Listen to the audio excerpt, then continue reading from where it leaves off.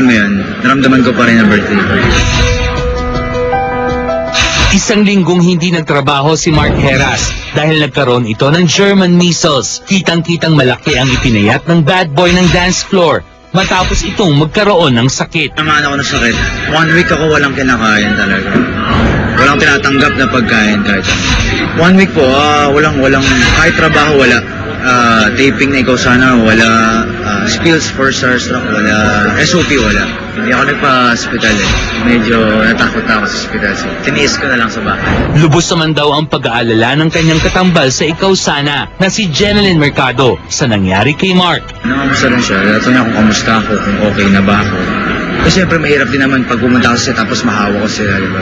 Last December 13 ay nag-celebrate ng kanyang birthday si Mark. Pero paano nga ba niya ito sinelebrate? Gayong kagagaling lang niya sa sakit. Kahit may sakit ako alam mo yun, naramdaman ko pa rin ang birthday ko. Actually, hindi celebrate, parang dinner lang. Dito na, kami magkakasama ng birthday ko. Birthday dinner, kami magkakasama. Laina, actually, hindi nila nagustuhan yung nangyari sa akin. Sa sakit ko dahil nga, nagmukha na naman akong sobrang payat.